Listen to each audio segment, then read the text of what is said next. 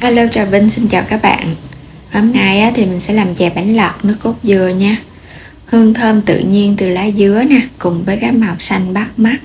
Chè thì ngon mát, có thêm cái nước đường khóm nữa, ngon và dễ lắm. Bây giờ thì mời các bạn mình cùng vào bếp để thực hiện món chè bánh lọt ngon này để thưởng thức nha. Thì mình dùng ở đây là 80g lá dứa tươi, loại già, xay ra. Xong rồi các bạn lọc nó lại ha. Thì mình lấy khoảng 800ml. Mình dùng 150g bột khoai tây, tinh bột khoai tây ha. Thì bột khoai tây này giúp cho sợi lọt của mình nó dai mềm và nó không có bị thấm nước.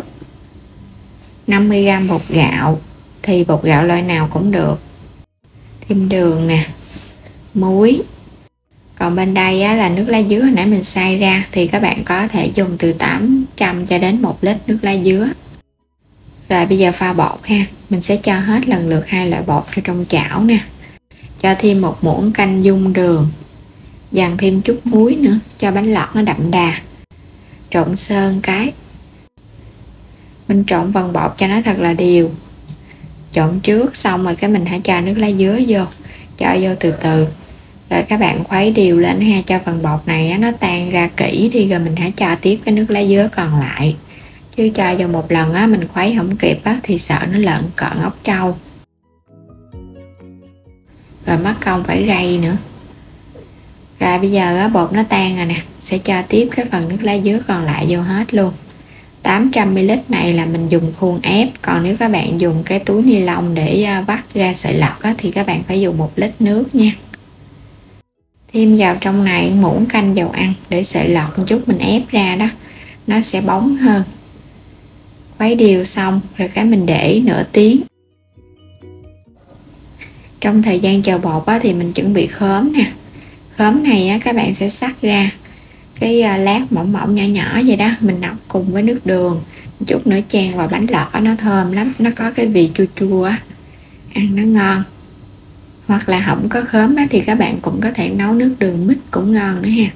Mix sắc sợi xong rồi cái nấu nước đường cho vô, rồi tắt bếp liền cũng được nữa. Phần khóm này thì mình dùng khoảng 150g, nửa chén thôi. Thêm nửa chén đường cát, dằn thêm muối nữa, 400ml nước để nấu cùng cái phần khóm này ha. Nước khóm này thì các bạn chỉ cần nấu cho nó sôi lên. Khi mà đường nó tan ra hết nước sôi vậy là được rồi, không cần phải nấu lâu đâu. Rồi mình tắt bếp, mình để qua bên cho nó nguội. Quay trở lại phần bột. Bây giờ các bạn sẽ khuấy đều lên nha, rồi cái mình bắt bếp lên với lửa nhỏ thôi. Khuấy đều, hồi nãy giờ mình để cho nó nghỉ thì bột nó cũng nở rồi đó. Khuấy với lửa nhỏ để giúp cho bột của mình nó đặt từ từ, nó không có bị ốc trâu. Mình khuấy chút xíu là phần bột nó sẽ đặt lại. Nếu mà các bạn để lửa lớn mình khuấy không kịp là ốc trâu một chút nữa mình phải dùng cái rây mình lọc lại nữa. Phần bột mình khuấy nãy giờ thì bắt đầu nó sệt lại vậy nè. Cứ khuấy liên tục luôn để đến khi mà nó sệt thì nó sẽ không có bị lợn cợn phần bột. Khi mà bột nó đã sệt vậy rồi thì các bạn không có cần phải khuấy liên tục nữa ha. Mình vẫn để mức lửa thấp nhất. Rồi cái mình để yên vậy đi. Thỉnh thoảng thì mình học khuấy bột thôi để cho phần bột của mình nó chín thấy nó mịn ha. Cái màu lá dứa khi mà bột nó còn sống thì nó hơi nhạt, một chút mà bột nó chín thì cái màu lá dứa nó sẽ đậm hơn. Quay trở lại mình cứ tiếp tục khuấy nha. Hoặc là các bạn dùng cái nắp mình đậy lại, mình hong ở mức lửa thấp nhất cho nó có hơi để bột nó nhanh chín. Phần bột bánh lọt mình khuấy nãy giờ mình thấy bắt đầu nó trong veo vậy nè ha. Rồi cái phần bột nó sẽ chảy và nó lõn mềm tay hơn thì bột của mình nó chín. Hoặc là các bạn dít lên chút xíu mình ăn thử mình thấy bột nó tan ngay trong miệng là bột nó chín này, nó trong vậy là được rồi nè. Rồi tắt bếp ha. Hôm nay thì mình sẽ làm cái khuôn này, cái khuôn ép khoai tây nè, có thể dùng ép bánh lọt hoặc là ép bánh canh luôn. Làm cái khuôn thì nó nhanh hơn.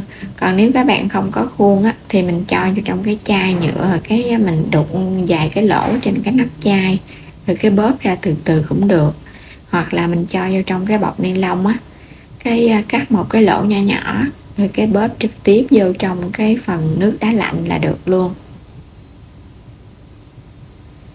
Cái thau nước phải lạnh ha, thì các bạn dắt cái phần bột lọt xuống vậy nè, nó gặp nước đá nó sẽ trong lại và nó dai giòn, nó không có bị dính chùm á, nó tách rời ra. Còn cái thau nước mà không được lạnh á, thì cái sợi lọt của mình nó sẽ giảm cái độ giòn, cho nên làm bánh lọt các bạn phải chuẩn bị trước một cái thau nước đá lạnh. Nếu mà muốn cái sợi lọt của mình nó dài á thì mình đè cái khuôn nặng tay chút, còn muốn cho nó ngắn á thì mình cứ để yên để nó chảy từ từ.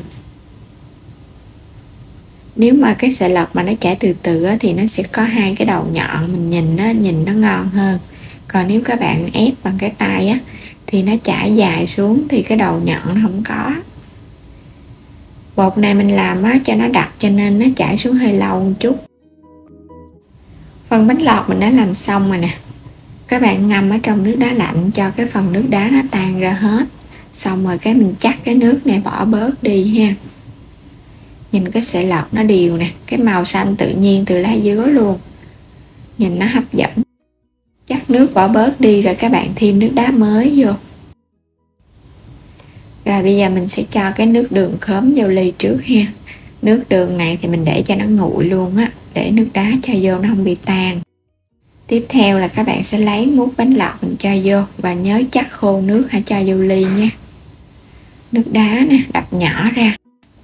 Bên đây á, là nước cốt dừa, mình dùng cái loại nước cốt đặc á, nấu lên cho nó sôi nhẹ để mình để nó không có bị hôi dừa. Múc cho từng ly, cuối cùng là thêm một ít nước đường khóm. Nước cốt dừa thì phải béo ăn nó mới ngon. Món chè bánh lọt đã làm xong rồi nè. Mình bỏ ra chút xíu thời gian đã có được cái chén bánh lọt hoặc là cái ly bánh lọt nước cốt dừa ngon để thưởng thức rồi. Làm có 200g bột mà ra rất là nhiều bánh lọt luôn á. Còn nếu mà các bạn mua một ly vậy là 10.000 rồi nè. Thì nếu mà cái lượng bột này mình làm ra chắc khoảng được 7 ly như vậy á. Bánh lọt rất là nhiều luôn, mà cái sợi lọt nó cũng ngon nữa. Cái sợi lọt của mình nó sẽ có cái độ dai dai, giòn giòn nha, và nó mềm mềm. Mình dùng có 800ml nước lá dứa thôi. Còn nếu các bạn thích cho nó hơi mềm mềm hơn nữa thì dùng nguyên 1 lít nước lá dứa để pha cùng với 200g bột luôn. Mình dùng cái công thức này với bột khoai tây thì cái sợi lọt của mình ngâm ở trong nước qua ngày luôn, không có bị mềm, rất là ngon. Còn nếu các bạn không dùng bột khoai tây thì có thể thay bằng bột bắp hoặc là bột đậu xanh cũng được nữa. Đến đây thì chúc các bạn ngon miệng với món chè bánh lọt này nha. Đừng quên đăng ký kênh ủng hộ Hello Trà Vinh. Xin chào và hẹn gặp lại các bạn ở những video tiếp theo.